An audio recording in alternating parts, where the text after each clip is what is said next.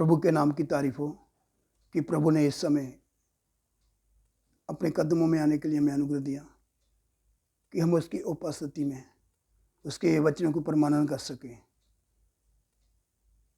आइए वचन में से पढ़ेंगे। James chapter 4 verse 1 to 4। Yakub का पत्री 4 अध्याय उसका 1 वचन से लेकर 4 वचन तक। तुम में लड़ाइयाँ और झगड़े कहाँ से आ गए? क्या उन सुख अभिलाषों से नहीं जो तुम्हारे अंगों में लड़ते भिड़ते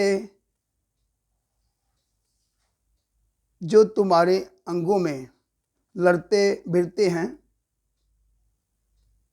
तुम लालसा रखते हो और तुम्हें मिलता नहीं, इसलिए तुम हत्या करते हो।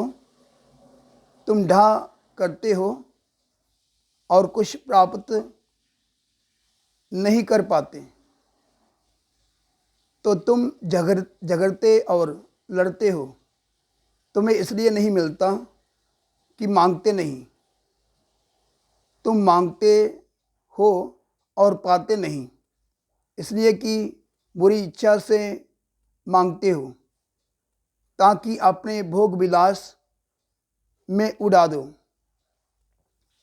हे व्यभिचारिणियों, क्या तुम नहीं जानती? हे व्यभिचारिणियों, क्या तुम नहीं जानती कि इस संसार से मित्रता करनी परमेश्वर से बैर करना है? अर्थात जो कोई संसार का मित्र होना चाहता है, वह अपने आप को परमेश्वर का बैरी बनाता है। इधर देखो, साफ परमेश्वर का वचन बताता है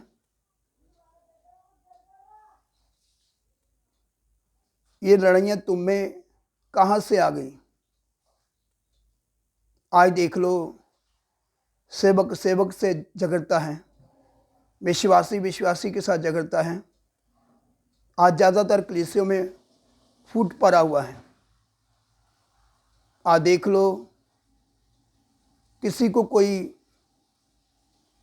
अच्छा नहीं जानता। उसका कारण क्या है? क्योंकि परमेश्वर का वचन बताता है तुम में लड़ाइयाँ और झगड़े कहाँ से आ गए? क्या उन सुख अभिलाषों से नहीं जो तुम्हारे अंगों में लड़ते भिड़ते हैं? ये जो सुख विलास है ना, ये हमें बर्बाद करेगा।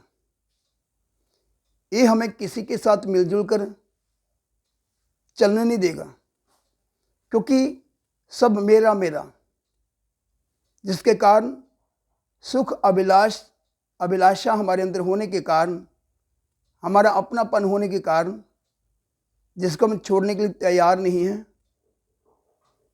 यही हमें एक दूसरे के प्रति बैर भाव डापन हमारे अंदर लाता है। हम हर किसी को एक नज़र में नहीं देख सकते, क्योंकि ये सब हमारी खुद की स्वयं की लालसाओं इच्छाओं के कारण है। हमारे अंदर एक दूसरे के प्रति डाह है, ईर्ष्या है, जलन है, और भी कितनी ऐसी बातें हैं हमारे अंदर। जबकि ये सब संसार की बातें हैं, ये सब दुनिया की बातें हैं, ये सब हमारे सुख अभिलाष के कारण होता है कि हम सुख अभिलाषों को चाहते हैं। जबकि परमेश्वर का वचन क्या बताता है? यदि हम प्रभु के पीछे चलना है तो हमने सीधे मन के साथ चलना है। यदि हम प्रभु के पीछे चलेंगे सीधे मन से, तो प्रभु में आगे बढ़ेंगे। इन बातों की ओर हमारा ध्यान नहीं जाएगा। एक दूसरे के प्रति हमारे अंदर प्यार भाव आएगा, हम सबको एक ही नज़र से देखेंगे। तो कितना अच्छा लगेगा। ये क्यों ऐसा होता है?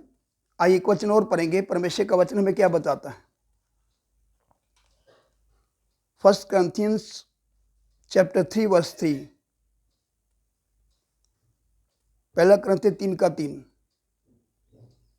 क्योंकि अब तक शारीरिक हो, इसलिए कि जब तुम में ढा और झगड़ा है, तो क्या तुम शारीरिक नहीं, और क्या मनुष्य की रीति पर नहीं चलते? देखो, पौलुस भी इधर करंथियों की कलीसियों को क्या बोल रहा है। करंथी की कलीसिया में ये सब बातें चलता था, जैसे आज वर्तमान समय में आज कलीसियों में, अलग अलग चर्चों में ये सब चल रहा है। जबकि परमेश्वर का वचन बताता है ये सब क्यों ऐसा होता है। क्योंकि एक बार फिर से मैं इस वचन को पढ़ता हूं, थोड़ा ध्यान से सुने। क्योंकि अब तक शारीरिक हो, इसलिए कि जब तुम में ढा और झगड़ा है, तो क्या तुम शारीरिक नहीं, क्या